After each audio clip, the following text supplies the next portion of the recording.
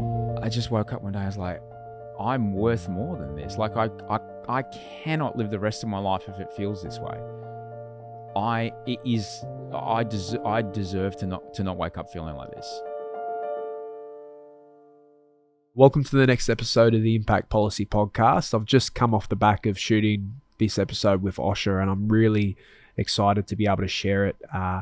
I came across Osher's work last year when I read his memoir, his story, and for many of us, we know Osher through what we've seen on TV, on prime time, and have only ever seen that side of him.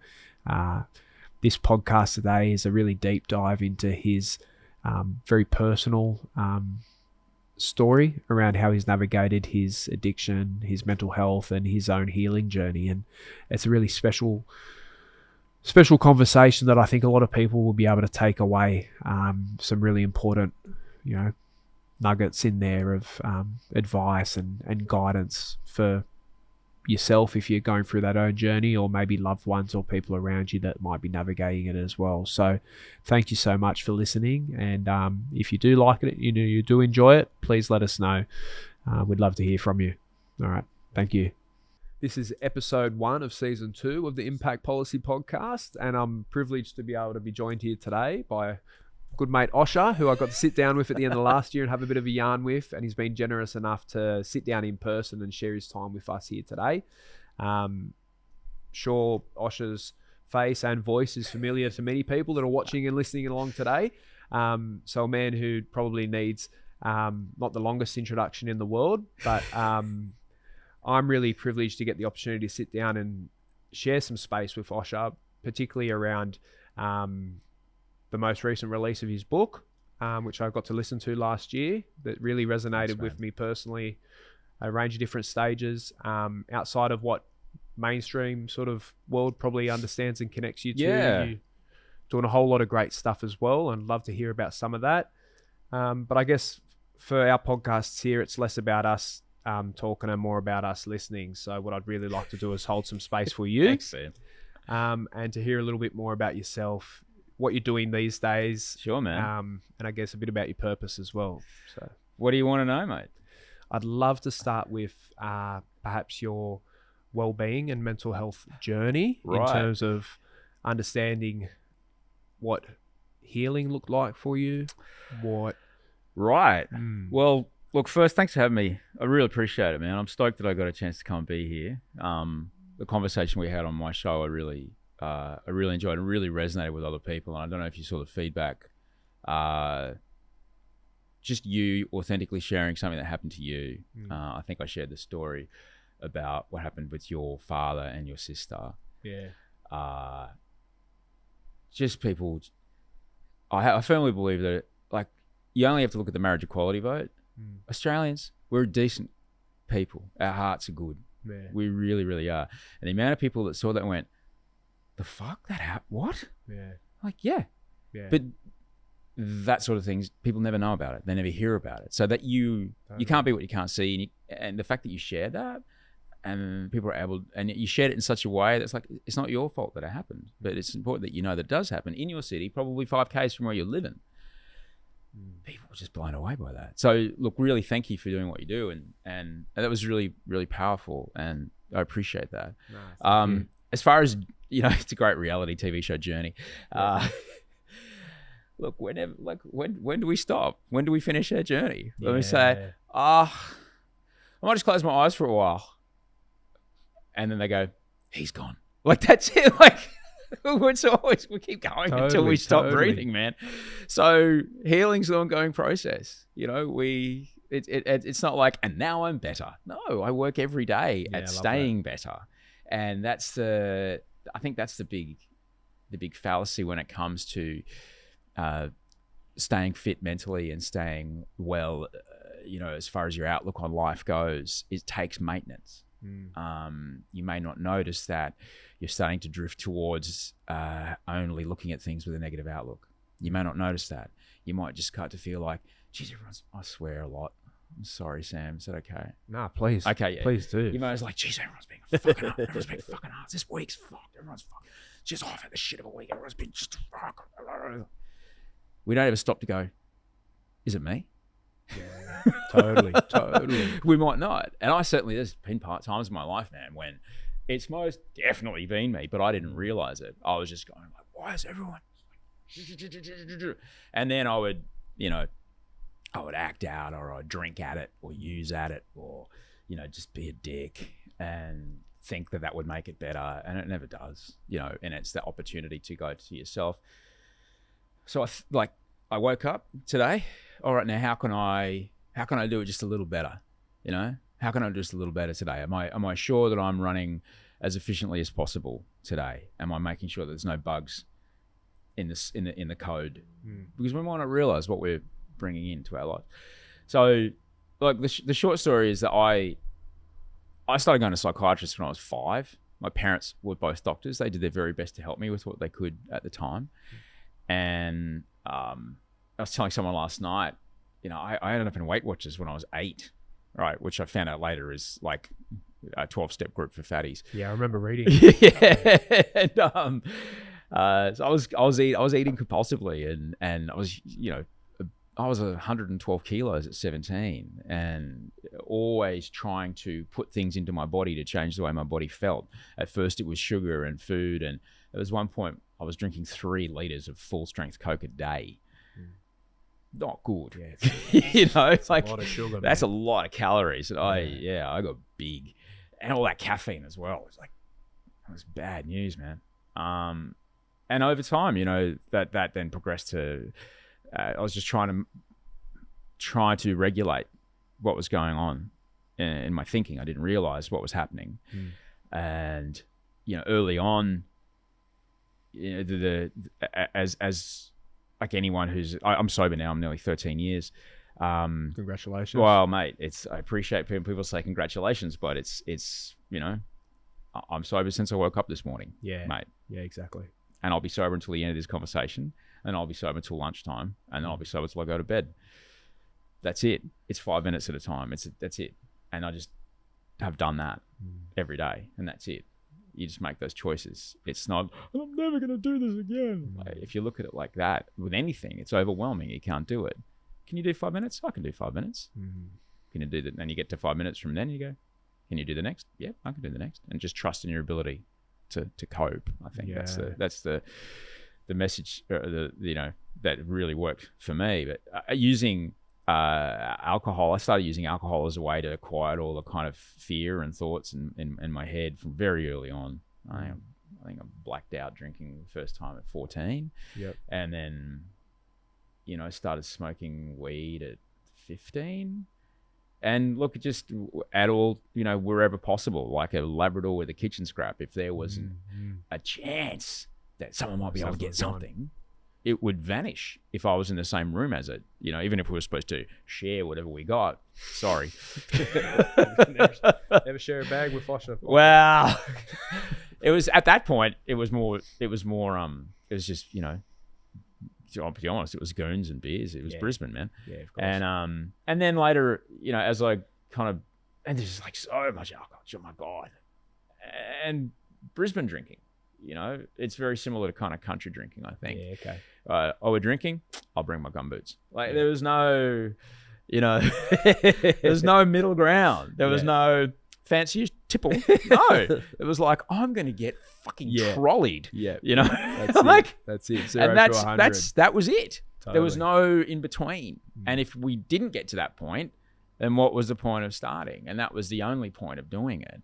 And I thought that's what everyone felt. It was just what I felt. It wasn't what everyone felt. Everyone was actually able to do it far more reasonably than I. And I was drinking to try and make the thoughts and the feelings and the discomfort and the fear of being in a new place or being around new people. I was drinking to try and make that better. And it did make it a little better for a little bit. And then it wouldn't be better anymore, no matter how much more I drank. I was like, one more drink and then it'll be okay. Never, ever, ever, ever did I get there. And then I know the problem is I need to go a bit harder here. And then so the dosage just goes up and up and up and up and up. And then, look, it's Brisbane, it's the 90s and, biker speed shows up. And, I remember being 22 and my girlfriend at the time, I was lying in her crossed legs on the side of the road. We were trying to walk from somewhere to somewhere else, and I was so munted that I was just like vomiting as I walked, and I couldn't stand straight. And I had really long hair at the time, and she's like brushing the vomit-soaked hair out of my face. She's going, maybe you want to have a think about why you keep doing this to yourself. And I remember looking up at her going, what are you talking about? I don't have a problem. We're having a great time. It's awesome. It's my birthday. Yeah. It wasn't my birthday. And that was kind of how it went. And it wasn't any different until the day that I just woke up one day after one of those nights. I think I was 36. Yeah, I was 36. And I was like, I can't do that again. There was nothing any different about the night before. It was just another night that was nearly exactly the same to every other night since I was 16 or whatever. Nothing had changed in 22 years of drinking. It was just the same thing. And I started to realize, it's the same thing every time. And I no longer have a choice over it. I can't choose any other pathway. I wake up in the morning and at some point I'm going to have a drink. And if I have one, this happens, and there's no way that I can stop it from happening. And I've tried a billion different ways. I couldn't do it, and that was it. But I needed to see. By that point, I think you can't be what you can't see. And I did not know that there was another way to be. I had heard about sobriety. I'd heard about sober people. I'd been to 12-step meetings for a 12-step fellowship called Al-Anon, which is for friends and family of people who are drinking and using. And because I needed to go to that because there was someone nearby me, and that was the first kind of 12-step meeting that I went to. Yeah. And then sober people, I didn't understand, like, how can you possibly have a life without this thing? And then I met this bloke, like, if you're going to Google this, you'll be warned. There's I think it was a Danish cartoonist who drew a gay fantasy character called Tom of Finland. Yep. Kind of like when you're a kid and say if you're into surfing, you draw like these massive waves with, someone surfing this huge impossible wave, and like you doodle. Yeah. So he drew Tom of Finland is this massive kind of leather man with just huge forearms and sailor tats and like, just an enormous thick mustache. And I was at this party and I got introduced to this bloke. It's like as if he were real. Yeah. And he's a photographer and a very, very talented photographer. And he's, shot this cover and that cover and this cover. And like, he started naming some of the things he worked on. I was like, oh my God. And life of the party, incredibly creative, top of his game and sober. Yeah. And I had no idea that it could look like that. It's like, how do you do that? And so when I woke up that day, I gave him a call. I said, can you take me to one of those meetings? He goes, yeah, all right. And off we went. And so the first meetings I went to, they were all gay meetings. Yeah. Which was amazing. Was it in San Francisco or something? I was in Los Angeles. And yeah. West Hollywood. The one of the gayer places on earth. Beautiful place. Yeah. And I don't know if you know this about me. I'm an extraordinarily exceptional person, and I'm very, very different to everybody else, and I'm a very special snowflake, and there's only one me. And I sit in there and I'm listening to some 22-year-old kid from Kansas in this thick accent that sounds like he's in the movies. I'm sure I sound like I'm in the movies to him too. Telling my story. Oh my God. And then a couple of weeks later, I go to this other one and there's a woman in her 60s from Texas. I think she was like an ex-go-go dancer or something. All right. And she's in her 60s. Tiny, maybe 4'8", 4'10", tiny human being. And she's telling her story. I was like you just need to swap out some proper nouns and you're telling that word for word. Like, oh, I'm not special. This is just a thing that happens in a particular order, so predictable you can write it down. And in fact, it's so predictable, there's a way to look after it and treat it and make your life better that applies for so many. Oh, I guess I'll just do this. I'm not special after all. Yeah. I'm just the kind of person that has fallen to this thing. Yeah. And some people can do it. I was talking with this bloke last night. He was going, I used to drink a lot and now I just go out and have one or two and I'm fine. I said, mate, you're lucky. For me, your kids, right? They're not allowed to bring peanut butter to school, are they? No. Yeah. Like, it's no. Because some people are so allergic to peanut butter, this benign substance for many other people, Yep. the smallest amount will actually kill them. They will die. Yeah. That's how I kind of look at it, right? Even the smallest amount of this molecule gets into my body, it sets off an allergic reaction that changes how I feel about the world, changes my sense of right and wrong, and changes my ability to control any inhibitions. Those three things in combination are a very dangerous very dangerous place to be. And you know that because afterwards you go, well, I would never have done that. I did what? And so that was early on in my sobriety. I couldn't even drink kombucha, which has like just trace amounts of fermented alcohol in it. Yeah. But that was enough to make me just, I'm going to kick the front door open and like charge through the first bottle I can find. Yeah. It's better now. I know how to handle it if I accidentally have something like that. But when people ask, even just a little bit, just to toast you, like, no. It's you wouldn't give a child who's allergic to peanut butter the tiniest amount of peanuts. And it's the same thing with me. And I think it's important that some people, like, it's okay if that happens to you. Definitely. Recognize it and understand that your life doesn't have to be that. Like, I was trapped in this cycle of behavior that I couldn't escape from. And I'd like to consider myself a fairly smart person. Yeah. The cleverest I could be, the smartest I could be, the best ideas I could have could not get me further than this place. And this place eventually was divorced, unemployed, paying rent out of my savings in a foreign country. It's like, I might need better ideas because the smartest I could be has got me here. I might need someone else to tell me what to do. And it was only once I started listening to other people and doing what they told me to do. Yeah. And even my ego was like, what the fuck, who knows? Like, just, mate, you've had your turn. Appreciate that. I'm just going to do what this person tells me for a little while. And it starts to work out. And every time that happens, and it still happens, I still have people that I ask all the time because I know that I don't know what I don't know. All right. How, and if I am at a point that I can't progress past, whether it be at work or in my relationship with my wife or my kids or my mates, if I'm at a point I can't get past, it's okay to accept that I've reached the limits of my capability. Totally. I might call someone and ask someone. Absolutely. If I did some handyman shit around my house the other day and I barely made it. Like, all right. I feel you there. But like, there's things in my house that, like, there's one exhaust fan at our place. I'm like, no, can't do that. Beyond my pay grade. I'm going to call someone who knows. Yep. Why would it be any different with our brains, mate? Absolutely. Why would it be any different? Absolutely. But just recognize when you get to that point, when you think you've tried everything you possibly can, it's okay that you don't know. You don't have that special tool. Like my motorbike's out the front and I've got a shifting spanner under the seat because my left wing mirror keeps going, all right, because I don't want to be out on the road without the tool that I need. Absolutely. So, but if I'm out on the road without the tool that I need, it's like, I know I can't see. Oh, shit. Yeah. So if you don't have the tool, it's okay. The tool exists. Yeah. You just have to go and find it. Totally. And that's a really long answer to your question. Sorry. No, it's great.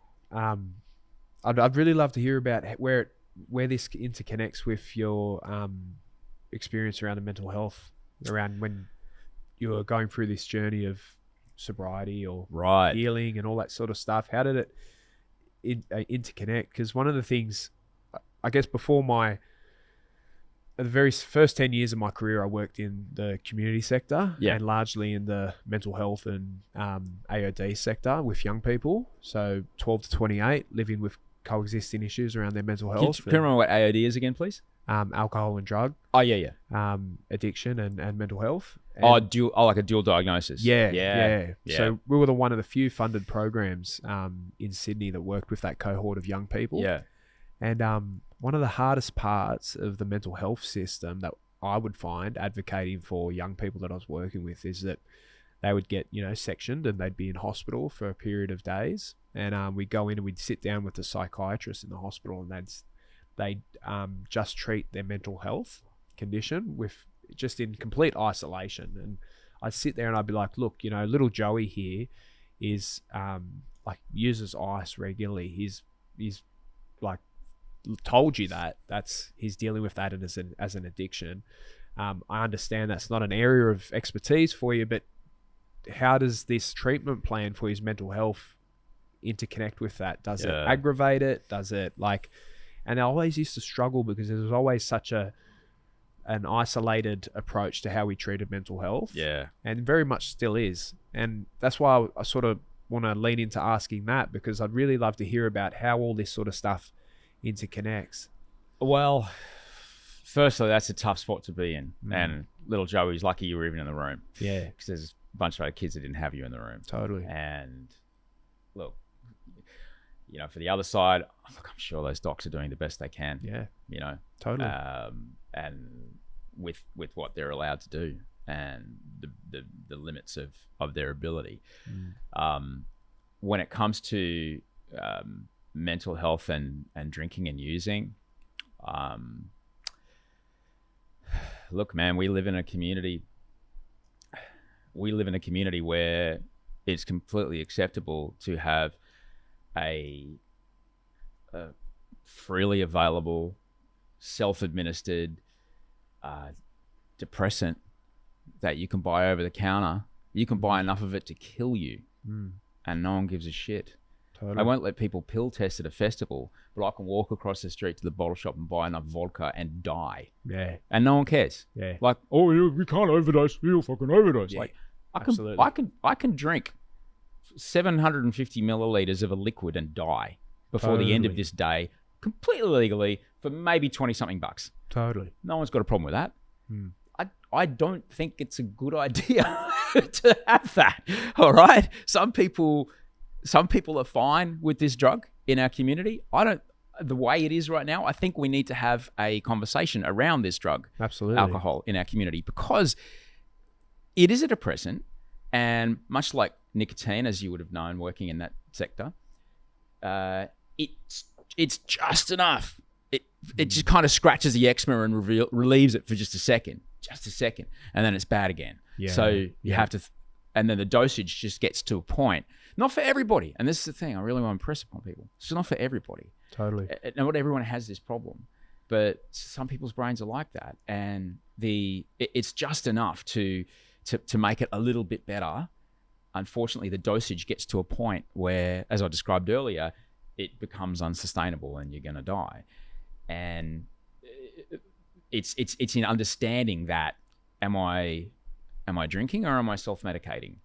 And for me, it was self-medicating very, very early. I reckon if I went drinking 10,000 times in my life, maybe 5 were to enjoy myself, or just to be with mates. Totally. The other 9,995 times were I'm terrified. Yeah. I get my beer blanket of safety on, but then I'm fine. Yeah, get my little vodka helmet and I'm okay. Absolutely. So, and I think that's try to look at the people around you, and particularly if it's someone you care about, understand that they're drinking and that they're drinking, they're using. It makes sense to them. All right. You can see it's destroying their life. You can see it makes them violent or aggressive or abusive, or they don't go to uni or school or work anymore, or they don't play with their kids or whatever. You can see all that. And you know what? They can see it too. Yeah. But it's the best option they have to not have to be with what's going on in their brains. I can only say that from my experience. And in my experience, I was really lucky that things happened in the order that they did. So in 2001, I got diagnosed with PTSD. I was in New York on September 11, and I came back. We coughed up black stuff for about 6 weeks, but I was physically fine. But then I got really, really weird. I couldn't look people in the eye. I couldn't read the news. You guys were locked down, weren't you? Oh, it was very, very odd. It was really, really odd, and it was very strange. And my luckily work intervened and really helped me through that. But it was through PTSD, that diagnosis, I learned the concepts of cognitive behavioral therapy. That essentially, just because I think it doesn't mean it's real. Yep. And learning to challenge my own thoughts. For someone with an ego as big as mine, that was hard. Yep. But I was in so much pain, I would have done anything.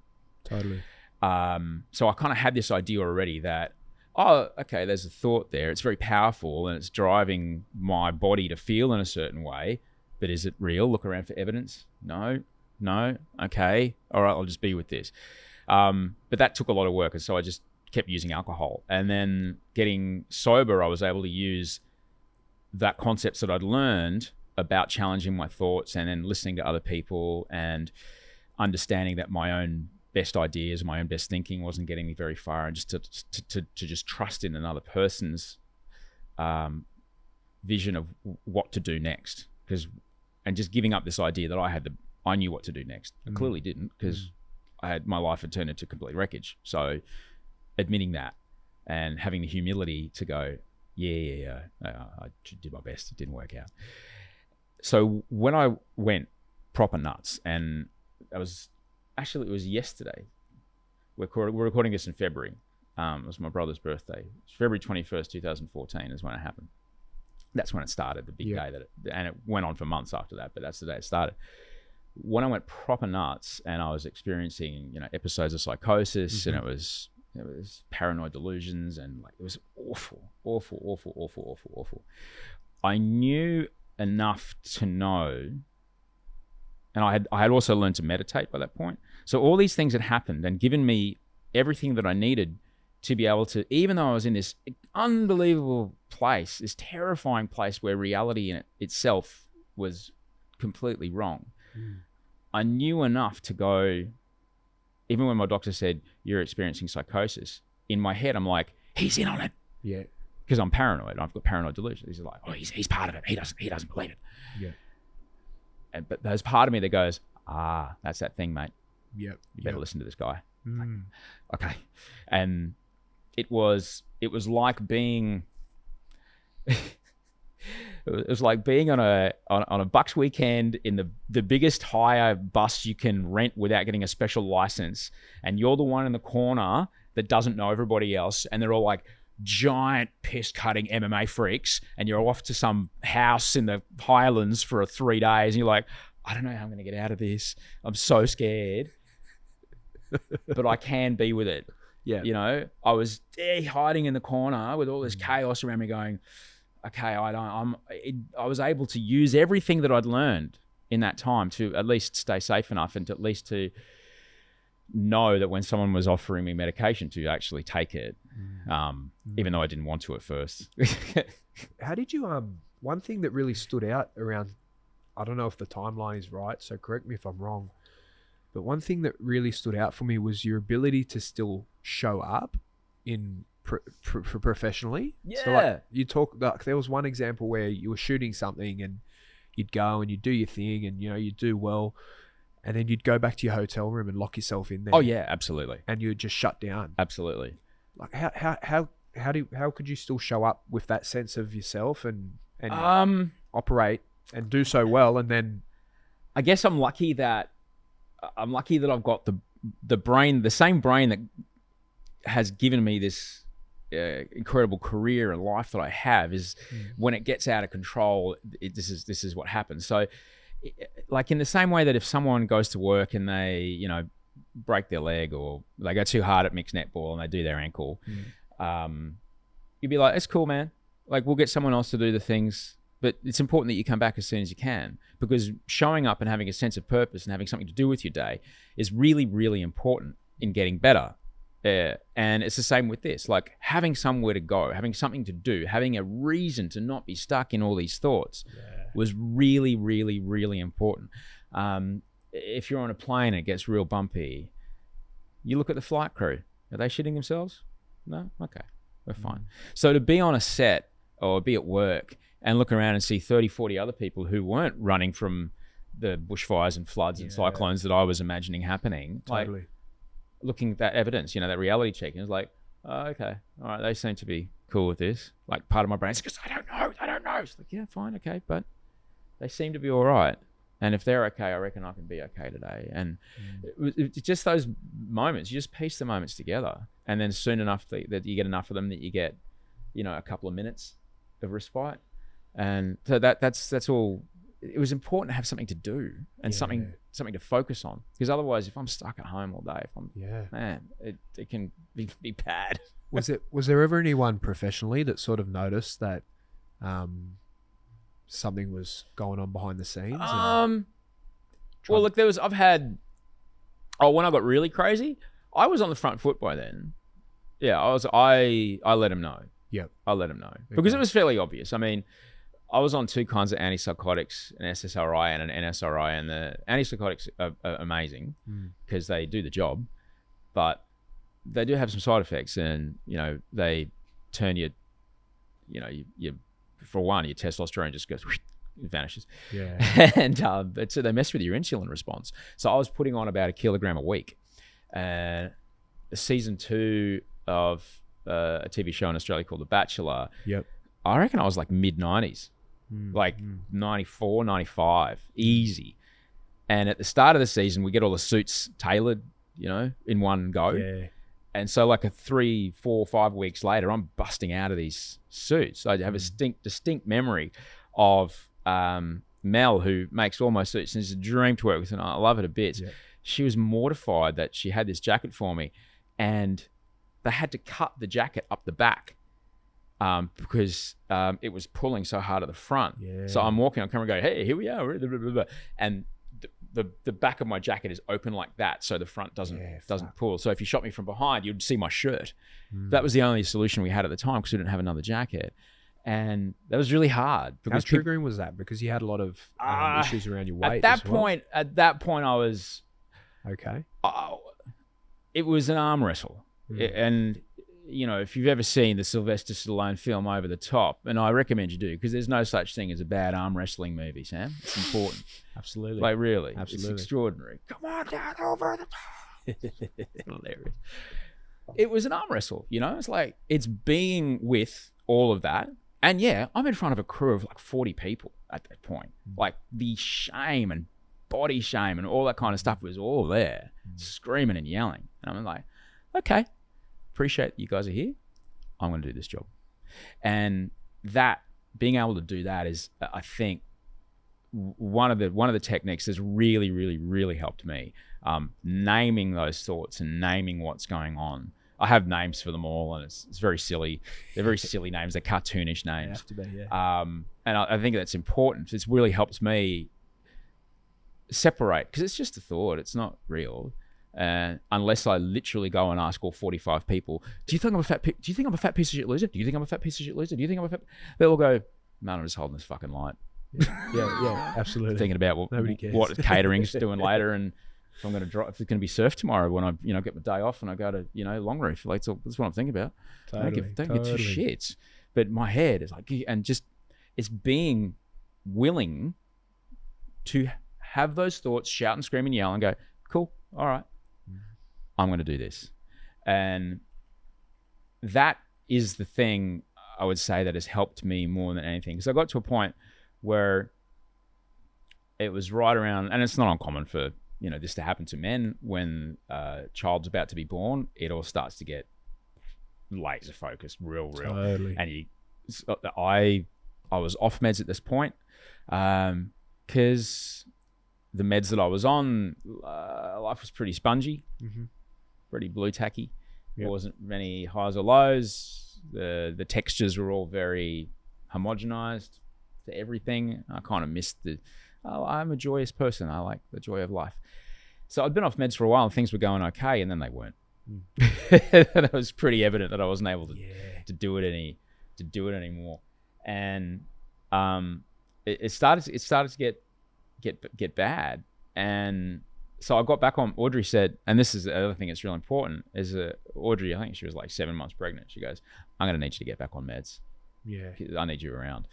And I know enough to know that if she says it, I've got to do it. Because when I'm in it, I don't know. Absolutely. It's a word that some people have a problem with. Because I've said it on stage and people come up to me afterwards. But I remember the guy that walks me through my sobriety journey, he says, the biggest problem with crazy people is they don't know they're crazy. Because your brain convinces you it's real. Totally. And as far as you're concerned, it's absolutely real. And it makes perfect sense for you to behave and talk and do these things. So when I'm in it, I don't know. So when Audrey says, you're going to have to go get back on meds, I was like, okay, no problem. And the next day I emailed my doctor, and the day after that I was back on it. We tried a different one, and it's been working out so far, but still things were getting bad. And I was like, I've got to get, as Wolfie, was growing, I was like, this is terrible. And I went and found a person who deals with acceptance commitment therapy, which is like, it's kind of like the last stop before you get back on antipsychotics. Because I was unable to hold the thoughts back. Like I was able to kind of go, cool, I'm just going to keep doing this. And I got to the point where I wasn't able to again. And it was starting to happen again. And I know enough, and I was trying to be aware enough to go, I can't handle it myself anymore. I know where this is going to end up. And I think that's also really important. I always tell people, look at the last real terrible thing that happened to you and just kind of write down, go back 8 weeks. What was all the things that happened on the way? And then look at like if it's like 70 things, look at the last 70, 69, 68, 67. When those things start to happen, go, I know where this is going to end up, because I can guarantee it becomes like dominoes and you're unable to stop it until it gets to this explosion, and your ability to change course doesn't happen for long. Pretty soon it becomes a chain reaction and you're unable to hold back that course of actions and words and speech and decisions. So I knew where it was going. I went and found this acceptance commitment therapist, extraordinary woman. And the idea of that is these incredibly painful thoughts that are terrifying me and send rivers of shock and fear through my body and make me want to have like terror shits. Like, like I've got my brown Dax on in a room, in a just a benign room in a meeting. I have to be willing to be with them. The more I fight them, the stronger they get. And it was really hard. And we did, what did we call it? It's called exposure therapy. We did exposure therapy, which sucks, but works. Exposure exposure therapy, as in, like, say, for example, you're someone who's terrified of pigeons. Yeah. You might start going, okay, Sam, I would just like you. We're sitting in a room. There's a glass wall over there that leads to a walkway. All right. I want you to imagine that outside on that railing, a pigeon lands. Yeah. Okay. Over there. Just imagine it. All right. And that might be enough to throw your body into this horror.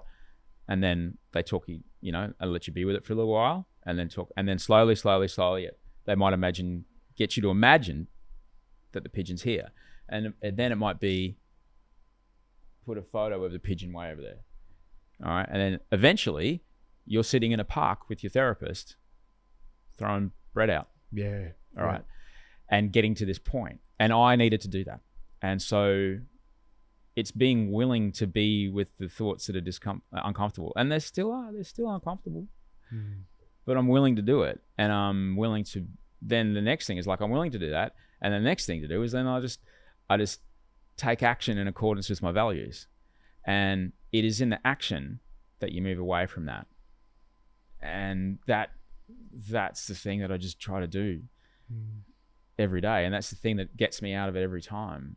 It's still uncomfortable. It's never not going to be uncomfortable, but life is pain. Life is like Susan David, who wrote a book called Emotional Agility, she has this amazing line, the uncomfortable feelings are the price of admission to a meaningful life. You can't expect that it's all going to be chocolate, strawberries, and balcony sex. It ain't. Absolutely. Like, it's like marriage, an intimate relationship. There's going to be points where you're like, fucking it happened. Like, that's it. It's okay. Absolutely. It's this bullshit idea that it's not supposed to happen. It's how you deal with that, and being aware that it's going to be that way, and that it passes, and it passes, and you can choose how to react in those moments. Is important. It's really beautiful to listen to some of that story, but particularly the intervention, for lack of a better word, of Audrey, pulling you in and pulling you back. And I really enjoy listening to that. Like I think I mentioned in our yarn that I grew up with my mother, who lived with dual diagnosis and schizophrenia, paranoid delusions, and stuff like that. It was really tough, it was really, really tough. And but she, unlike you, for whatever reason, she wasn't able to deal with her addiction. So she lived with that alongside her medication for her mental health, and I think the saddest part with that for her was that she lost a lot of herself in her her addiction and her treatment for her mental health would always sort of, for lack of a better term again, like zombie her out. Yeah, it's tough. It's real hard, man. Yeah. It's not nice for them to be in either. Yeah, and not at all. It would have been so tough for you. And at different times. It totally. would have been. It really would, because you would want an emotional connection with this person. Yet, I can only imagine that, as I said before, like that was the best option. Yeah. That was available. Yeah. Because it was better than dealing with the thoughts and dealing with the pain. Totally. And that's I got really lucky, mate. I got really lucky. I got to eventually come off the antipsychotics. I got to come off those drugs. I'm still on meds, but I'm on things are okay, like stay in touch with my psychiatrists. I have two. And, we kind of make sure that we, have I run a good program. I've got alarms on my phone to make sure I don't forget to take them. And it's okay. I got really lucky. I don't know. I'm really lucky. I know not everybody gets that. Definitely. But then again, I've worked with people who they have schizophrenia and you would never know. Yeah. They managed, they got lucky enough to manage it, and they got lucky enough to have, the kind of doctors, and for them, I guess they had the fortitude to stick with the experimentation of the dosages, because that's the hard game, part. isn't it? That's the long game. Yeah. I think I tried 5 different combos. And it's not like you take a paracetamol in 20 minutes, you might feel better. It's like, we'll know in 6 weeks. Yeah. Okay, great. So I'm just going to kind of get fat and not feel like anything when a pretty girl walks past me for ages and just wait. Totally. Yep. Totally. Okay. And that's the thing. And I remember getting told that early by one of my psychiatrists in America. He goes, like, from here, it's just getting the dosage right. You just got to have the perseverance to do it. Just trust that we will get there. We will get there. And we've gotten to a pretty great place. I don't know where there is, but if this is along the way to there, it's actually okay. Yeah. Totally. I think every now and again about coming off some of the meds, but I don't know. It's all right for now. And I think that's something you'll always, throughout your journey, will be going in and out of, right? Depending on where you are and where you're going. It depends on what's going on and I've had a bunch of other kind of stuff going on in my life, and my guy tells me, he goes, just one thing at a time, mate. Yeah. One thing at a time. Yeah. Like they always say, like, don't try to quit drinking and smoking. Yeah. Like, yeah. It's one thing. Like, smoking will kill you, but way slower than the other one. So quit the other one first. Totally. Deal with that. Then we'll get to it. We'll get to it. Like, one thing at a time. And just kind of, understand. But that's the beautiful thing about our brains, this ability to we can rewire them. Like I could not imagine when I first got ill 9 years ago now, I could never imagine that I would be where I am. Like, it's a complete fantasy world. It was like, it's talking about a big bad wolf that is so good at disguise, they dressed up as grandma and 2 kids didn't notice. Yeah. The Hansel and Gretel story. Like, it would have been about as real as that. Totally. And yet it's real, So I think one of the things that I did write about, but I don't really talk about it that much, is when I was kind of really like on the second bout of like, oh, I'm going to have to get back on these drugs again. And I didn't want to. When I was feeling well one day, I got up and I'd had a cup of coffee and I'd trained and I sat down and I was feeling really good. It was a beautiful day. And I wrote myself a note, basically saying, hey, it's me. Here's also you. Yeah. And if you're reading this, it means that you're having a really, really bad time, but you can see this handwriting. You know that it's me, which is also you.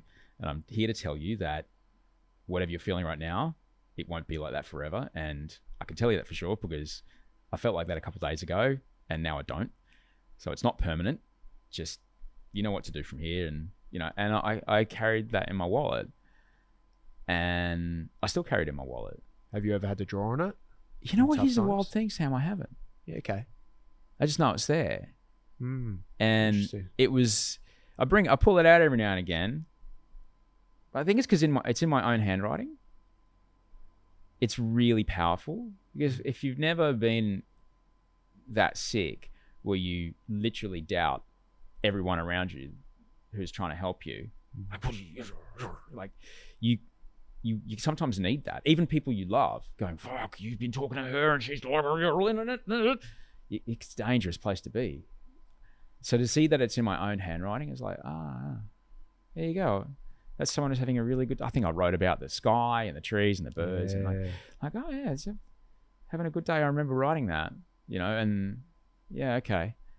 And that's really powerful. It's like, it's important to remember that no mental state is a permanent state. And neuroplasticity means that, yeah, it feels shit right now, but we can work on the way that we reacted to the things that got us here. We can work on those and rewire them. And then with enough practice, the things that happened before we got here will end up in a different place. Kind of like if you ever jumped in a mate's car and it's like European, you're trying to turn a corner and the windshield wipers go on. Yeah. Damn it. Yeah. I can see they're there. They're right in front of me. It has a windshield here. It's like eventually you rewire and you figure out how to do it automatically. So it takes a little while, but you get there. And soon enough, you don't even think about it. And it doesn't happen with a chorus of angels. Just one day you go, that used to really freak me out. And now I'm flying. Oh. It's not this amazing thing. It just kind of happens one day. Totally. But it takes practice and it takes work. But it can happen. And Absolutely. the thing is that you have agency over it. So a lot of this stuff, Sam, you feel so powerless. You feel so powerless. You feel like I've got nothing. I can't do anything. I've got nothing. There's no way you feel so small, but you actually have so much agency, and just taking these tiniest steps is all it takes to show that it's actually within your control to feel a little bit better. You don't have to wait for somebody else. And you can look at a lot of stuff to get there. I mean, I spoke with someone who quite recently got checked into a psych ward, and she said to me, I said, so what's the first couple? What do they do? She goes, well, first thing they do is they make sure you're sleeping. They make sure you're eating. They make sure you're walking around, getting some exercise, and then make sure you're taking your meds on time. And they do that for a couple of days. Once you settle down, then it's like, all right, you don't need to go into a psych ward for those first 4 things. Yeah, exactly. Absolutely. You can do that every day. Totally. Totally. And these things, knowing that you have some agency, knowing you have some control, is really, really powerful. Really powerful to know that your brain actually can choose to see the world in certain ways, and you can change how you see the world when your brain is healthy. And you might need some meds to get there. I certainly did. I needed a lot of meds.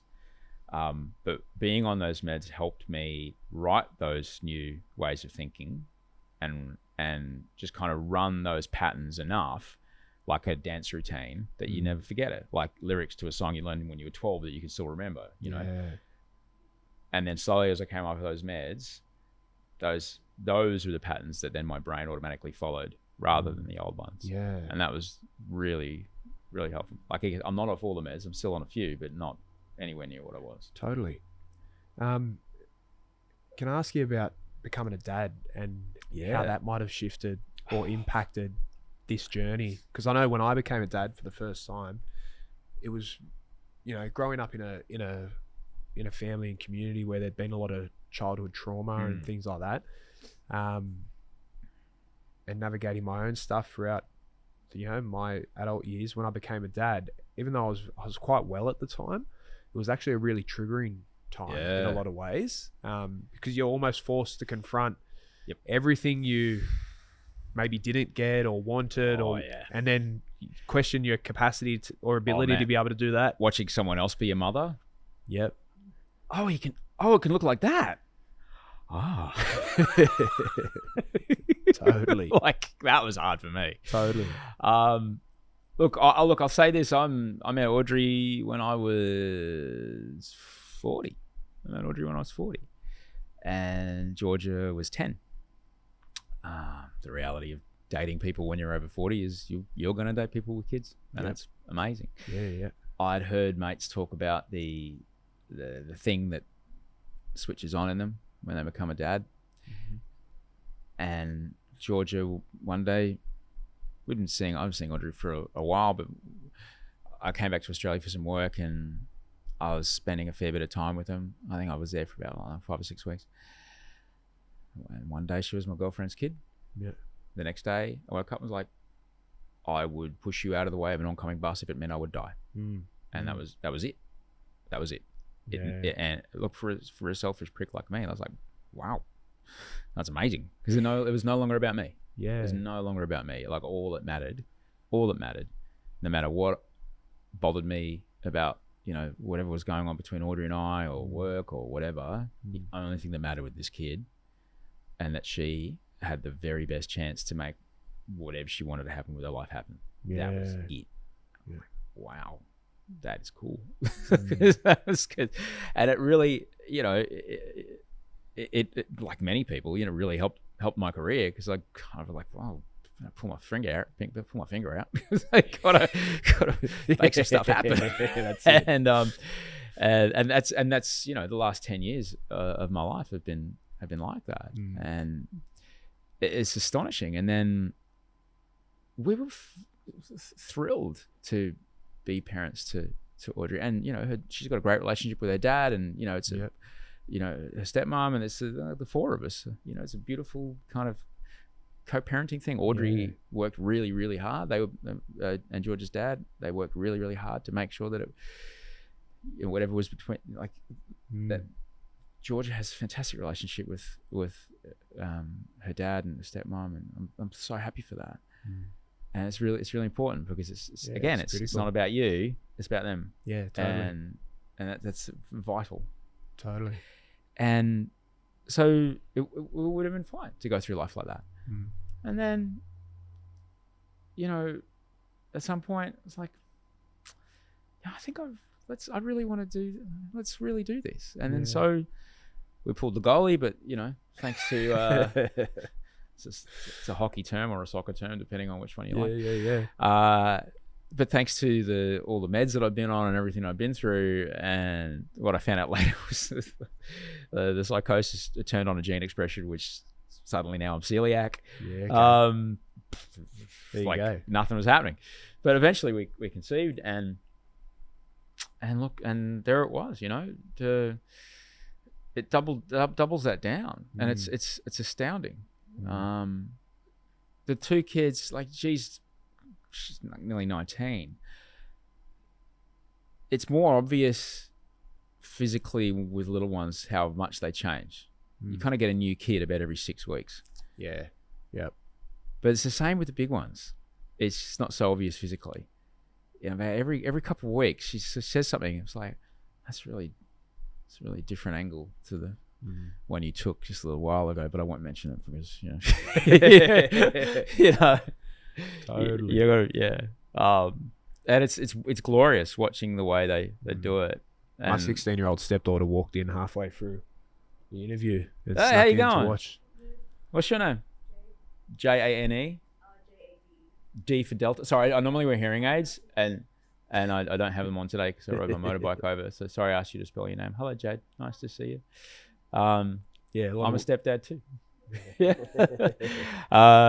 Which is a whole other thing, man. That's a whole other part of fatherhood that people don't talk about. People don't talk about stepdads. Yeah, more people should. That's you can search stepmom on the internet, but you're not going to get what you want to see. Like, it's like, that doesn't look like how I should sort this out. That looks very different. Totally. You look, it's astounding, and I think the number one thing, you know, besides watching, you know, I remember watching Audrey mother Georgia when she was 10, and just, as I said before, just go, right. Because we only ever see our own mother's mother. You know, we never really see anybody else do it. Oh, wow. Well, I can do. Yeah, that's a nice way to handle that. Didn't know you could handle that in that way. There you go, and that's lovely. You know, totally. And I think with both kids, the hardest lesson about being a parent, They don't do what you tell them. They do what you show them. Yes. Yeah. I love and that. you just have to accept that. You have to accept that.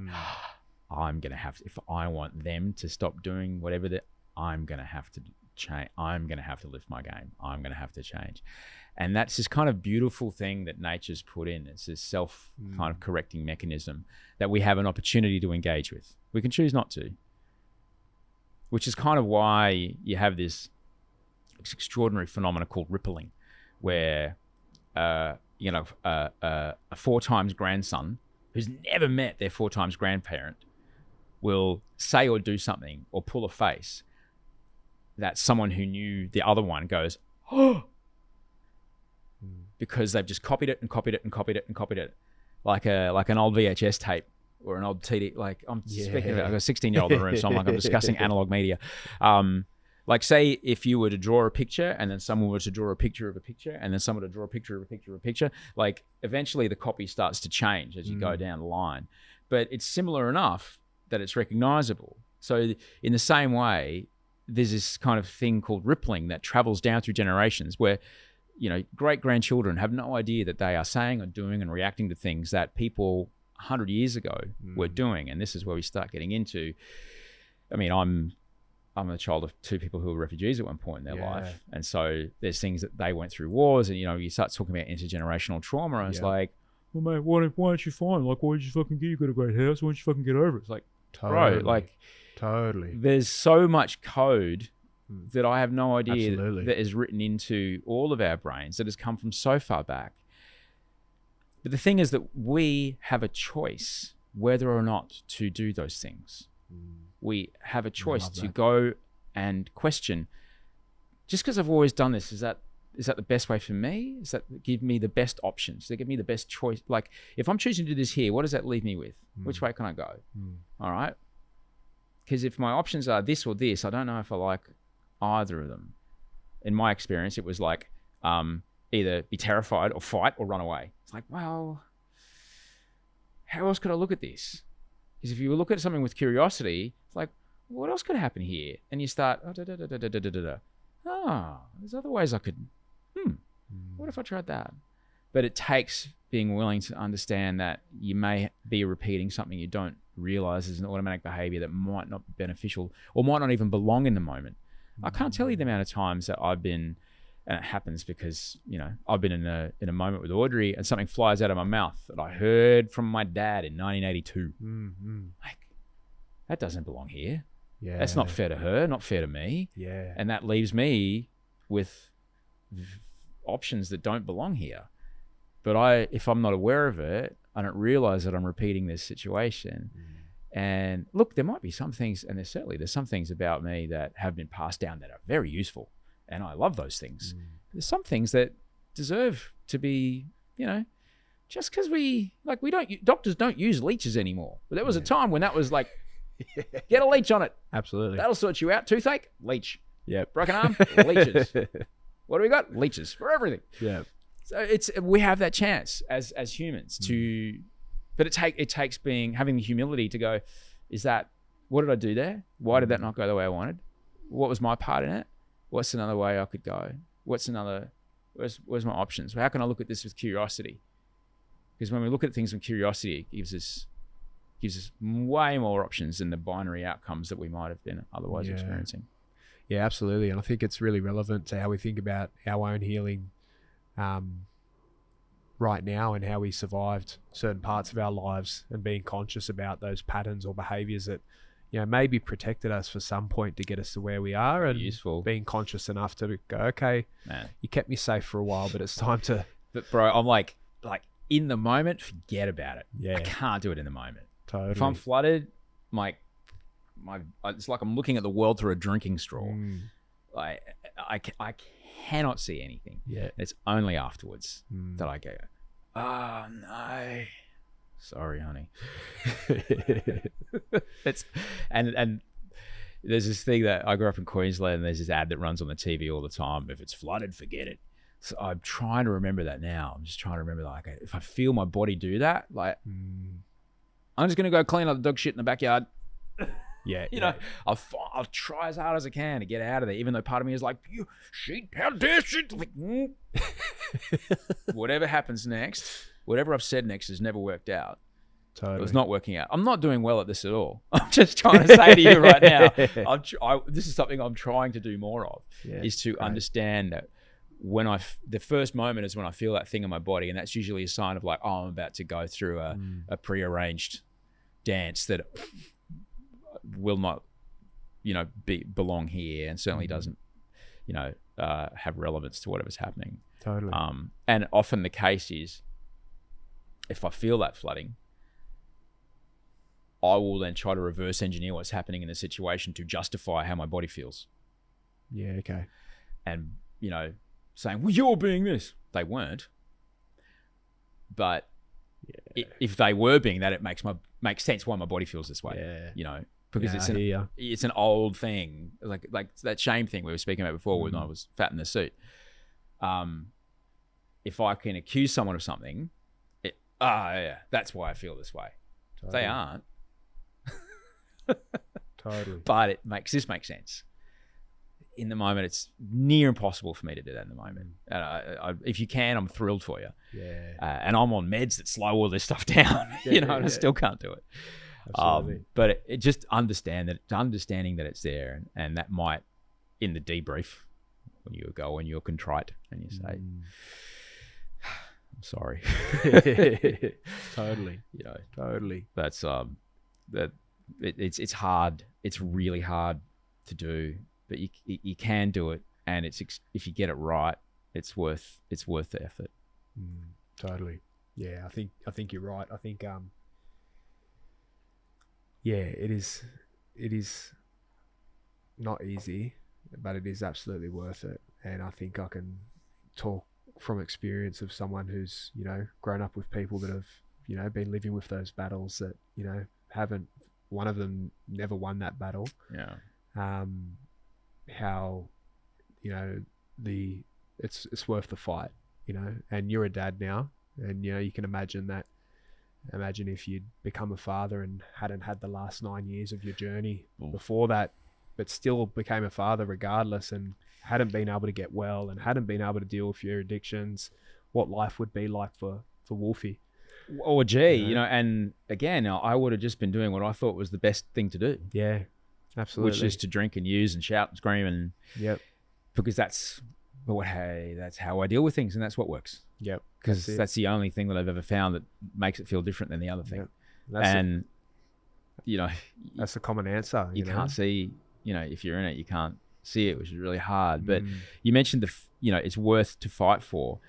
As I've said before, that is a point of action. That is a point of movement. Yeah. It is in that wanting, that pursuing of a different way of being where you have agency. And it won't be better tomorrow. It takes time. Progress, not perfection. Absolutely. But it's in that agency of trying to just do it a little bit. That sense of power comes back to you, and you start to feel that sense of internal locus of control starts to show up again. And the world can starts, it all combines to help the world stop being so overwhelming and so against you, essentially, in my experience. Yeah, absolutely. Did you ever have a strong why around getting well? Like, a lot of people talk, my kids are my world, or, they're my, like, people have really, like, did you have something that was the anchor, or was it I think as you said, the why is really important. If you figure out the why, the how, will take care of itself. If you know your why, the how is easy. If you're worried about the how, then you haven't figured out the why. Why? I think I hadn't met Audrey at this point. It was just another day where just the overwhelming, the powerful, unbelievably powerful thoughts of self-harm, of finding a permanent solution to this problem. The pain, agonizing pain all day long. I just woke up one day, I was like, I'm worth more than this. Like I cannot live the rest of my life if it feels this way. I deserve to not wake up feeling like this. I'm going to work as hard as I can to not feel this way, because this is a terrible way to be. And I deserve to wake up every day and actually feel joy. I remember what it was to wake up and feel joy. I deserve to feel that again. And that I could only come to that sense of self-worth through that, because I'd, done some sobriety work, and I had rediscovered that, I actually have a sense of self-worth. This is nice. And it was connecting with that sense of self-worth and that sense of my own humanity. That like, no, I deserve to feel that again. I remember waking up every day feeling okay. I deserve to just wake up every day and feel okay. This is not it. And that was kind of it, and like I said, look, there's parts of my brain that when they're bad, they can kill me. Yeah. But then there's parts of my brain that have given me this life and career that is uncommon. And so I just set those. It's like, really, you want to obsess about something? Obsess about getting better, motherfucker. And away I went. And like, that was it. I just became like, I was on rails, dude. Yeah. I was like, that's it. Nice. ADHD is a really intense thing, and hyper focus. I just went, all right, this is it. This is the only thing that I'm doing. All I'm doing is this, and everything else doesn't matter. And I just set that bit of my brain to task, and away I went. Early in my sobriety journey, I got told, I got sober in Los Angeles, right? And so you'd sit there and you look around the room and go, oh, fucking hell, man, you're here. Anonymity is very important. Yeah. But I remember somebody saying real early, it's like, do you remember how much effort you used to go to organize everything, and like book a hotel room, or make sure you got an early flight because the bar was open, and you organize this person to go out drinking with, and then like, you allowed yourself 72 hours until the next thing. Like, remember how much effort and time that used to take? If you spend half of that effort on getting sober, you'll be fine. And they were right. It takes work, but it's nowhere near as much of the logistical backflips I used to go through to try to make sure that I could drink. Totally. It's way easier. It's being conscious of that energy, right? Like not realizing how much energy you actually invest into making yourself unwell. If you look at my thumbs are significantly different in size. Yep. There's a lot of Nokia texting on that one. Like a lot. I'm doing something with my thumb that kids under the age of 25 will be like, what the fuck's he doing? Like, T9, man. Yeah, that's it. T9. Totally. Got back. No. Yeah, meet me in the back. All that happened was I just got, high. I want to talk about myself a lot, but I didn't feel anything. I was just trying to feel something. Totally. So that sense of self-worth that I'd spoken about just then wasn't there at the time. And so even though I'd achieved this enormous thing, it was like, playing basketball where there's no hoop. Yeah. I shot the ball and where's the 3-point? Like, yeah. Like there was nothing for it to bounce off. Totally. And so no matter how much I would drink or use, it never arrived. And as much as this sort of thing used to make me roll my eyes when I was still using, it's like, what if I told you that sense of extraordinary joy and achievement can be yours without any substances at all? Absolutely. You can have that feeling. Yeah. And it feels so much more permanent, and it becomes it becomes like this 500-meter cherry picker that you can stand on and grab other stuff from, rather than this kind of rickety bloody ladder of milk crates and IKEA boxes that you've kind of built for yourself, where you're trying to grab achievement from. Oh man, it's it actually becomes something pretty powerful. But you got to walk through the door. I can only show you the door, man. You got to walk through it, and that's the real hard part. And you would know this, having dealt with people, and it's so hard. No, because until I realized that I was where I was through my own choices, nothing nothing would have changed. Yeah. I tried to stop it so many times. Totally. But it was only when I was like, essentially, metaphorically, but somewhat reality, face down in shit and the gutter going, oh, I'm down here because, I tripped myself. It wasn't him or her or that cop or institution or school or someone in grade 6. Oh, it was me. Get up. Yeah. And then it's only then Totally. that we can do it. Yeah. It's hard. No, massively. It's hard because you've Massively. got to let go of resentment. Resentment's a reason to behave badly. Resentment's we can often use resentment as a justification to make poor choices, but the only person who pays the price is you. Yeah. Totally. And yes, I'm sure school was shit. I'm sure that parents weren't where they should have been. I'm sure, yes, cops treated you bad. I agree. Those things are real. There's a line of people around the block agreeing with you. And as my man would say, so what? Now what? Absolutely. All those things are true. What do you do from here? Because if you keep doing what you're doing, all you're doing is the things that all those things still control you. Yeah. Would you let those things control you? Probably not. But it's hard. It's hard because so much of our identity can get tied up in that. Totally. And it's really difficult. There's this extraordinary freedom in breaking out of that and knowing that you can operate and life can be amazing and that stuff can all still have happened and be terrible and you can still carry the pain with you. And the sun's out. It's a beautiful day. I'm playing keepy uppy with my toddler. Life's amazing. Those two things, you can hold both of those things. Those things can both happen. But it's hard. It's hard to do.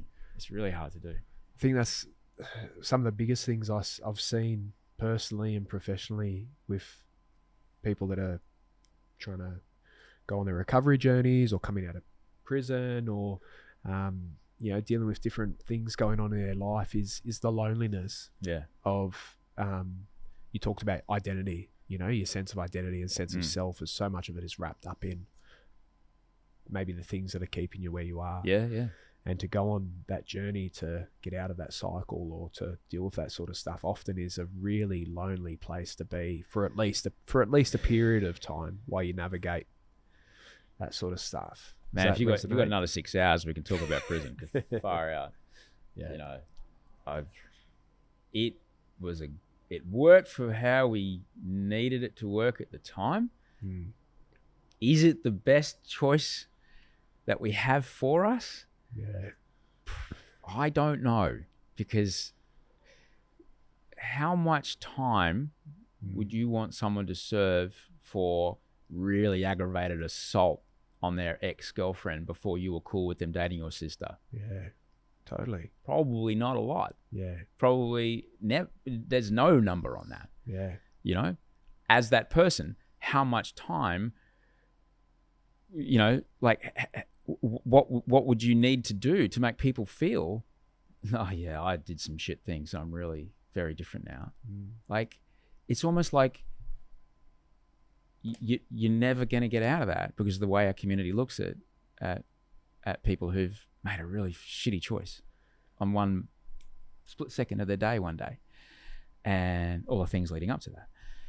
There's different ways to do it. There really is. And there's models that have worked all over the world. Yeah. We don't have to invent anything. Absolutely. But the way we do it right now, I don't know if it's the best way. Yeah. And it'd be interesting to see if there was other ways we could try out, because I don't think it works. Well, It's no. And I think our next podcast guest today is very fitting to talk to that. We've got Dylan Voller, who was the child that was in Don Dale. If you remember the Four Corners. Oh my God, how old is he now? He's about 25 now. Fucking hell. He's coming in after you. Wow. To sit down and talk. So it's timely enough, because this week, Australia, the United Nations, one of the bodies within the United Nations, tried to come into the country to inspect New South Wales and Queensland prisons around use of torture and all that sort of stuff. I'm paraphrasing, you know, for anyone listening that's maybe wanting to follow along. But anyway, Australia denied entry to this UN body this week for the second time in the history of that ever happening. The only time that ever happened before Australia doing that was in Rwanda, you know. So, and then not to mention that we had the Royal Commission into Dondale, which recommended the shutting of Dondale. It still operates today. Those guards that were in that footage, they still work within those centres today.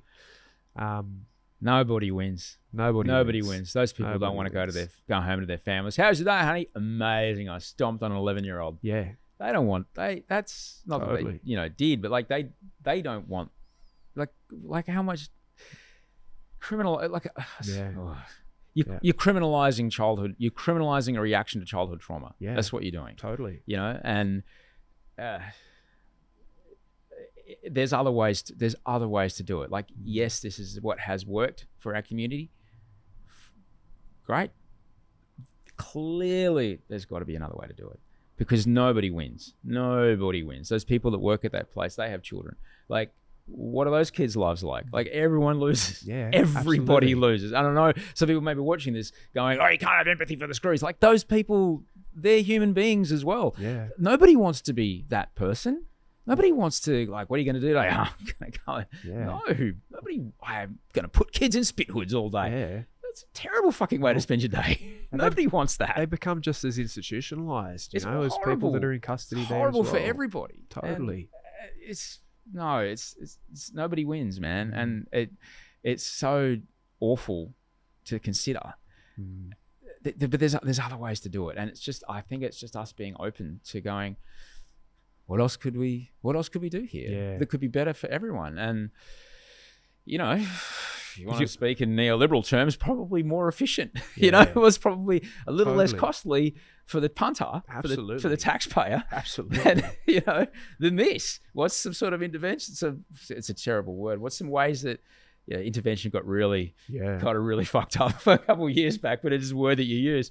What's some ways that we might be able to, perhaps change course Totally. on the way to that may be seen as an outlay early, and we're seeing a bit of that.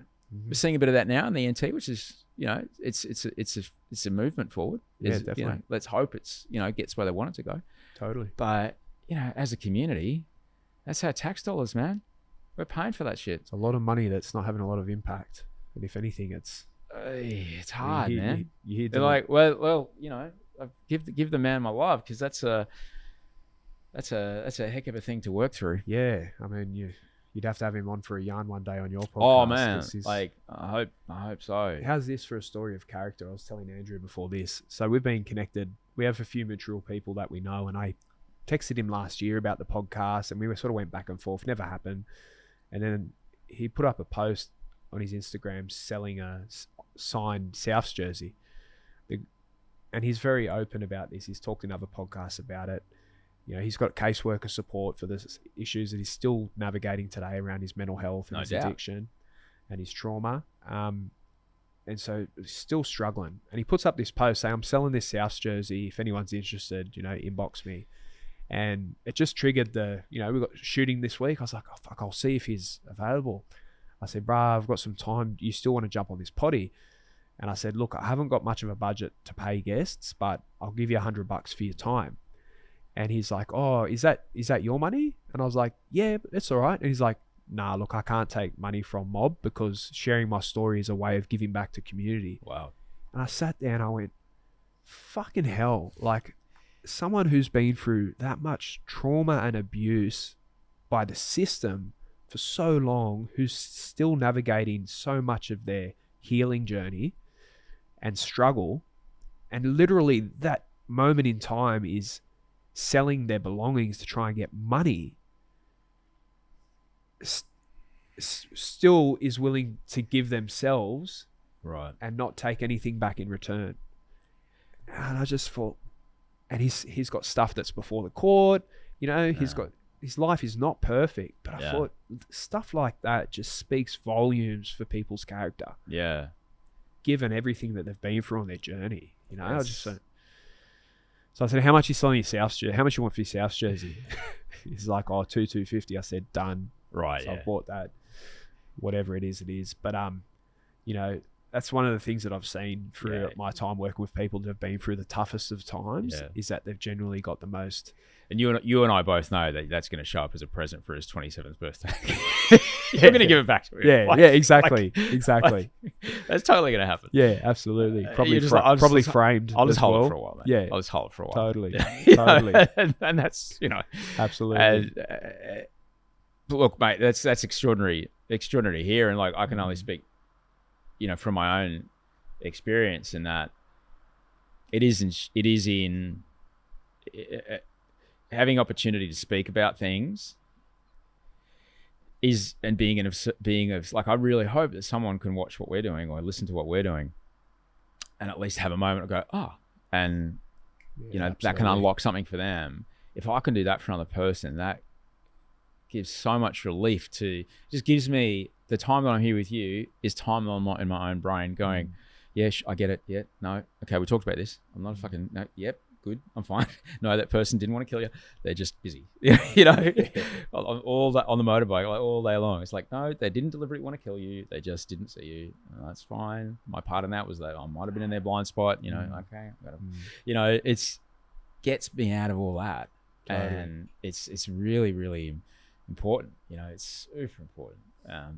And yeah, mate, I'm glad that kid's got you. And you know, definitely. I'm glad that you're in his orbit. And I'm glad he's got people around him. Yeah, I'm glad he's engaged with a really good group that do that dual diagnosis work that I was talking about. Yeah. That's where I used to work as well. So I know that's good. He's got a good crew of people around him. Great, so. Man. No, like there's no way. I've lost count of how many doctors I've had. Yeah.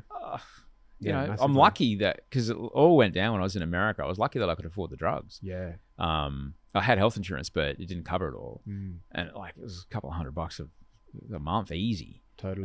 For the meds. Totally. But I could afford that. And you know, same here. Like I got real lucky. I had health insurance, so I was able to see the doctor that I could see. Then, like I burned through the. 10 sessions. There's no gap payments after a while. I burned through it pretty quick. But I got really lucky, and then I could have, you know, I had access to it and I could afford it. But not everyone has that, and I'm very, very aware of that. I'm very aware that I have the privilege that I could access that care and engage with that care, and not be financially unable to do so. Because I've been, I've engaged with the public system that was my first intervention. I was 19 when I got really luckily caught by the state system in Queensland. Yeah, okay. I was on the way to just bonkers, and someone along the way went, did you go see this person I work with over down there in Brunswick Street? She's like, yeah, you go have a chat with her. I remember sitting in there, you know, walking in, and like you'd know this, but we were talking before the show. We were talking about, I've always wanted to see this place, and I sometimes think like what are the places you want to smell? Like I want to smell the Maton Guitar Factory. You know, I want to smell the redwoods forests in Northern California. I want to smell that. I want to experience that. There is no smell like the waiting room of an outpatient mental health facility. Yeah, okay. There's people in there who are like, honestly, showering stopped being an important thing a long time ago. Yeah, like that's literally the last thing on my mind. I remember walking in there, and just back when, you know, and nicotine, very, very, you know, easily available regulatory, you know, can you know, help people regulate. So just cigarettes and just like BO that could peel paint, and I'm sitting there going, oh, I think I don't belong here, but I think I do. You know, and just kind of being in denial of that. Totally. And I went to go see the psych, and she was kind of, I got really lucky, man. I got really lucky. I was engaged with that system for about a year and a half, and I was like unemployed at the time. Yeah. So I got so lucky. You were 19. I was 19, and I was so lucky that exists. You know, because having lived in America, where there is no, like, there's public health, but forget about it, man. Yeah. Like I was, in California, you can live year round on the street and, not die of hypothermia. And just the vast ravages of untreated complex mental illness on the street. Just people, but we'll get a job. It's like, mate, that guy doesn't need a job. That guy, Absolutely. That guy needs some olanzapine and fucking lots of it. Totally. Like, that person is in desperate need of help. And, it's probably, as far as he's concerned, the world is dragons. And that's why he's shouting. Totally. And it's as real as I am to you. But you can't tell that to someone who's like, this snake is stinking up my driveway. Yeah. This person's really fucking sick, man. Yeah, they choose to sit there, go get a job. No, I could do it. Why can't they? I had a go. Yeah. Why don't they get a go? Yeah, exactly. It's not like that. Yeah. So yeah, I got like, I know I'm lucky to be able to have afforded the care that I needed when I got very, very sick, but I because I know what it is to. But I did get a lot of help. Yeah. I did get a lot of help in that up in Queensland, which is bananas. Barrier Parade right behind Brunswick Street when it was still super seedy. The doors would open, you get hit with it. After a while, like anything, you stop smelling it after a while. Yeah. And totally. And then just kind of being an acceptance that, I guess I do need to be here. Yeah. Nobody wants to be that, Totally. That's why I didn't want to take, there was a time when I said, I'll take these drugs, I only take them when you need them. Yeah. It's like, if I don't take them, I don't need them. I'm all better. Quick fix. I just got sicker. Way sicker. Totally. It's just being an acceptance that, I'm actually sick. Like when Audrey says you need to get back on meds, just being an acceptance. Oh, okay. I can't see that I'm not well. Totally. Because you can't when you're in it. Absolutely It's not. important, man. Yeah, one of the most tragic but beautiful moments I ever had with my mother was she ended up passing away from emphysema.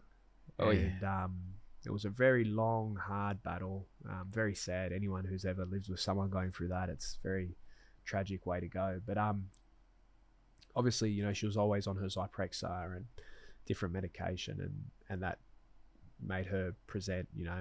There was never much ability to connect. Conversation was always very limited and stuff.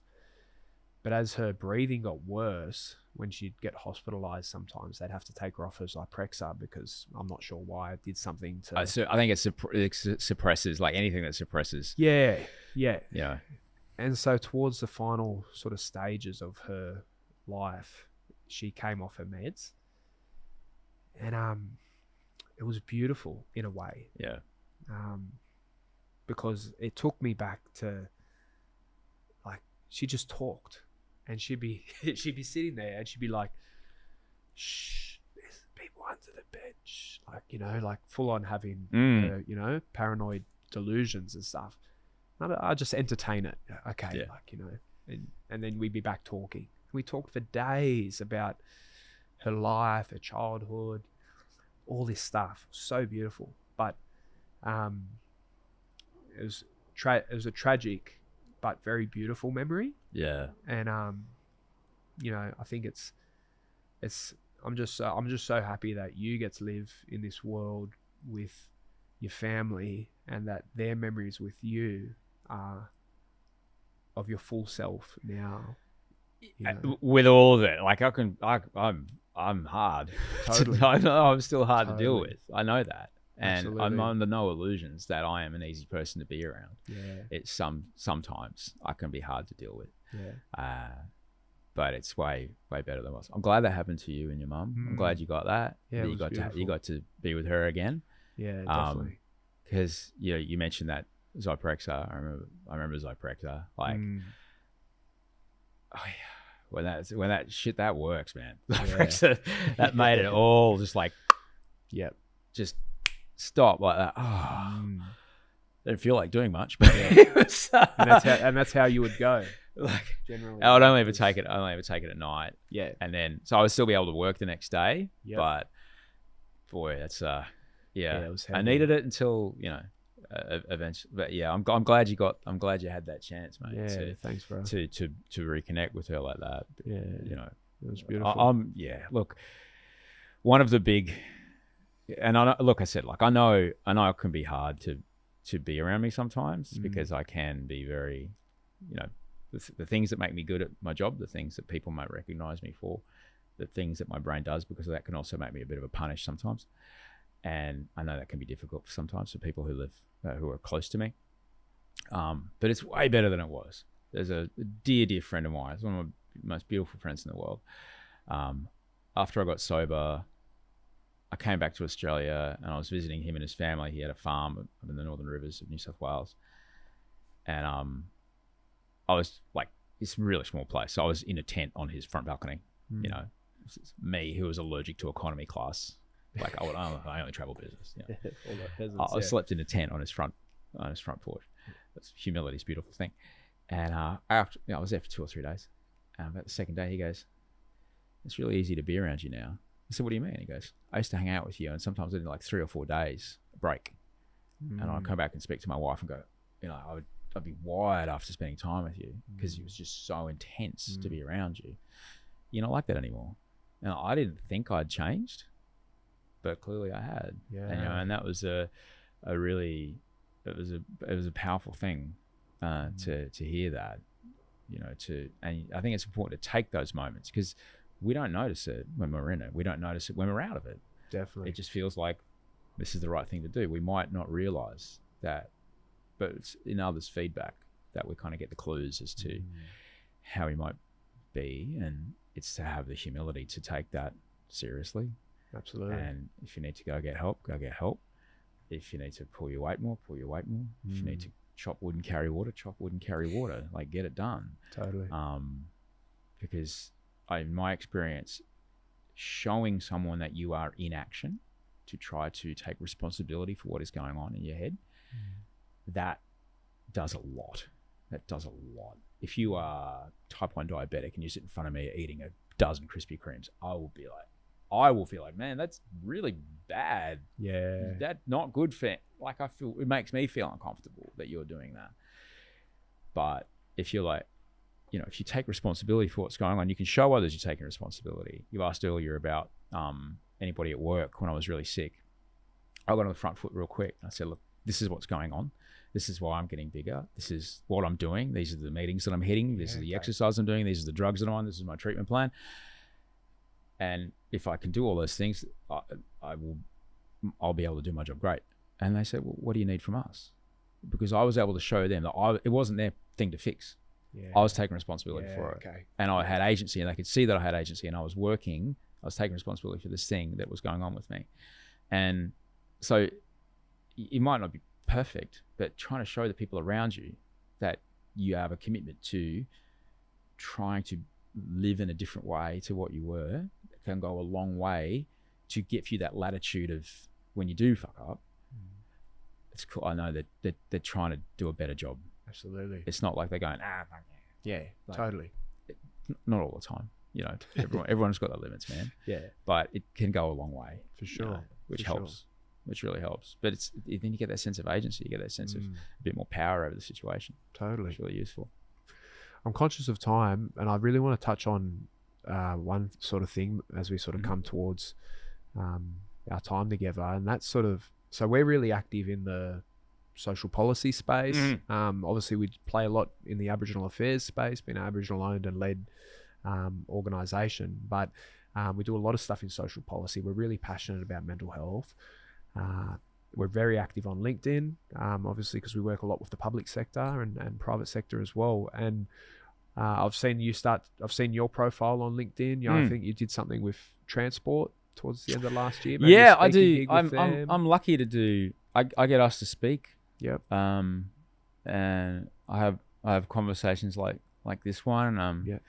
It's a bit of show and tell. I've got footage of when a lot of this stuff's been happening, so I can show people what's going on and kind of talk about stuff. I'm grateful to do that. I'm grateful to be asked. And is that something that you're passionate about, or is that something that you? Mate, absolutely. Because when I needed to get sober, I knew that people could exist and have a life without drinking every day. I just didn't know how. I didn't know that. I didn't know what like I needed to hear stories of people who'd been where I was and where I wanted to go. I needed to hear that and go, well, I've heard other people talk about this. I think I might be able to do it too. Definitely. All right. And the same with when I got really sick, I needed to hear stories who were as sick as I was. I need to hear stories of people who were as sick as I was and were now somewhere way better, and go, well, okay, what was their pathway? What can I learn from them? How can I, because they're somewhere and it's clearly possible. I don't know how to do it, but they did it. So maybe I can just listen to some people and go that direction. So you can't be what you can't see. And people might have this idea of what complex mental illness looks like. It might be the person that I described earlier. It might be, someone sitting in a park, unshaven, long fingernails, screaming at, giant bees that are, swarming inside their brain. And, Totally. That's what they might think complex mental illness is. Complex mental illness is me counting flowers on a Wednesday night on your TV. You're looking at it. You're looking at someone dealing with paranoid delusions, episodes of, active and passive suicidal ideation, someone who's on a heap of antipsychotics. I was on your TV twice a week. Yeah. And people don't think that. But that's really important to talk about. Like someone who's a recovering alcoholic with obsessive compulsive disorder on your TV every night. People trust their children with someone who's got OCD, ADHD, recovering alcoholic, when I'm on The Masked Singer. Yeah. All right. And that's what it is. That's it. That's Absolutely. the reality of it, and if people might have this idea of what it is, like life can be amazing with the right amount of support and a commitment to taking responsibility for what's going on and having that agency, that feeling of, I can do better than I have been, and I just need to actively do it every day. Sometimes I don't, and I slip back. It's like working out. Totally. It's like you have I really got to get back to the gym because I always feel better when I'm at the gym. It's the same. And I think that's why I want to do it, because people they might not realize that it's in Australia. 1 in 5 people are affected by complex mental illness. All right. So if I'm speaking to a group of people, I did a thing in Melbourne the other day for as a bunch of real estate agents. Very kindly invited me. There's 300 people in the room. So 60 people in that room are affected by complex mental illness. Okay? Totally. It's freaking everywhere. Yeah. And absolutely. it's okay. And there's ways out of it. There's pathways to have a great life. It's all a part of how brains come out. We come out looking different here. We come out built different here. That's okay. Different brains come up with different ideas, and different ideas have made this incredible world. And it's important to accept that, or I think it's important to understand that, people's brains, the way they think about the world, are as different as the way we look, and sometimes they need a bit more help kind of navigating the world as it is. It's not like mental illness suddenly showed up. I don't know. We've built these systems that exist, health, education, justice, that kind of deal with a kind of a certain cohort, as many as possible. You always try to build a big system, as many as possible. But there's people on either side that just kind of can't really engage with that because of where they are. So the meds I'm on just kind of squish me in a bit so I can then get in there. Yeah. And that really helps. I wasn't on those meds when I was going through school or when I first started working. And so I come up against the problem all the time. But being on the meds and, getting sober has, okay, I can exist in this community and be useful. But come on, people, it's not like we suddenly had brains like this. We've always existed. There's an extraordinary woman, Jordan Raskopoulos. She's got this fantastic line and I adore it. She's like, who the fuck were the cartographers? Yeah. Who do you think could be bothered to sit down and write a dictionary? He's the fucking person who's on the spectrum over there. I was like, who are we going to get to sit down and write every single word of this language down by hand? I'll get Kevin. Yeah, the one that doesn't look people in the eye much. Loves calligraphy. Just does it all day long. Get him. Yeah. And totally. That's neurodiversity and different brains have contributed to the amazing, wonderful world that we have. And it's as long as we support the people that are in our lives that have kind of slightly different brains and value the different angles that they can look at the world with and go, I never looked at it like that. I didn't see it like that. Definitely. That's absolutely, that's important. And the support's there. We're lucky. We're really lucky. Support's there. It's not like we're, it's not rocket surgery. We know how to do it. Totally. You're not showing up with something that is, well, no one's ever seen this before. Yeah. No, actually, we know what this is. Definitely. Just got to Definitely. do that every day. You'll be fine. Totally. Totally.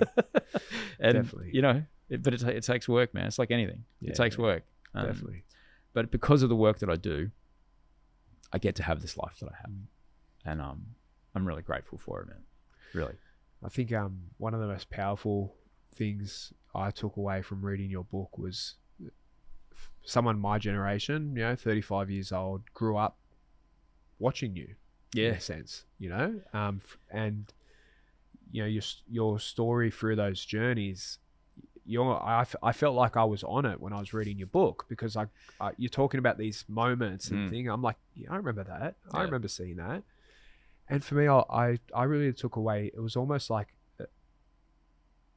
and you touched on it earlier when you talked to it, it was like a permission to be unwell in a way when I was reading it, because to be able to see someone who you saw for so long, who presented on your screen, like you said, counting roses, dealing with this sort of stuff, to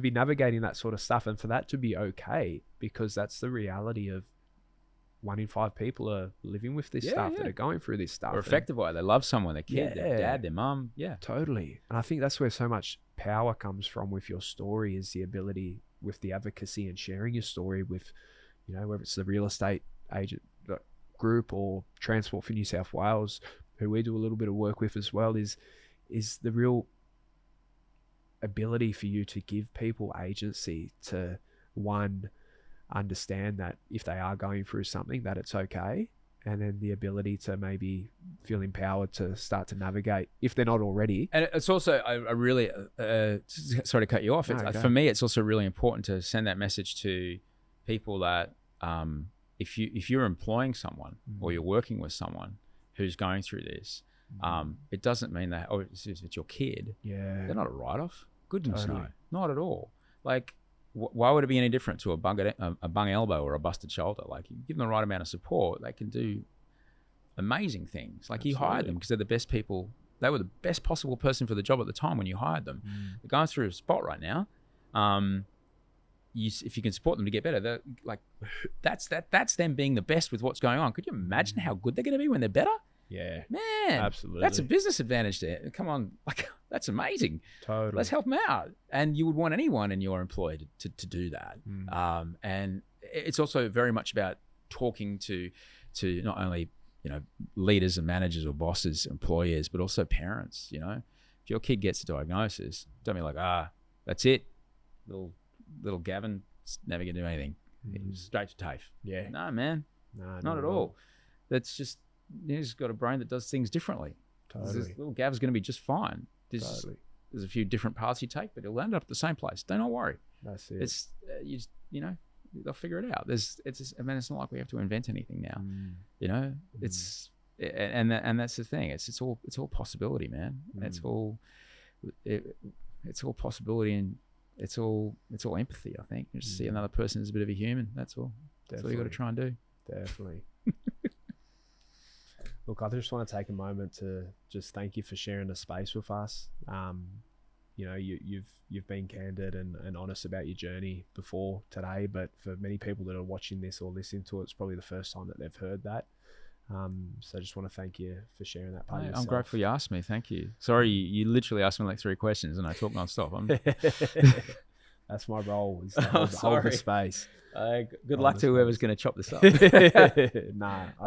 No, man, I'm real grateful. Like, honestly, however I can help, and I think that's really one of the really important things that was taught to me, is that if you need something, you go help someone else. The thing that you need will show up. Yeah, definitely. Every time. Definitely. Every time. So, and that is, that's how we are as humans. That's what we're built for. Yeah. We're a cooperative species. There's bits of our brain that unlock when we help another one. They don't happen. These things don't show up until we are of service to another person, selflessly of service to another person. This is the joy. I'm grateful to be here. But totally. Yeah, if you need something, you go help somebody else. Totally. It can be completely unrelated. Totally. The thing that you need will eventuate every time. Yeah.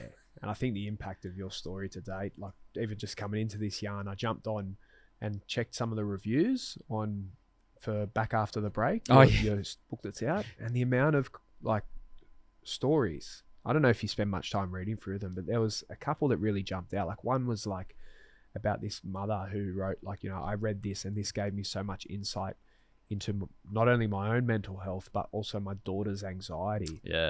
And I thought, fuck, like, you know, things like that, like just the impact of what you're being able to do by sharing this part of yourself with the world is, you know, the impact is flowing. And if one person takes something like that from this, then I'll feel fantastic, and I'm sure you will as well. So. Well, look, I'm lucky in that we talked about a message being a message landing, right?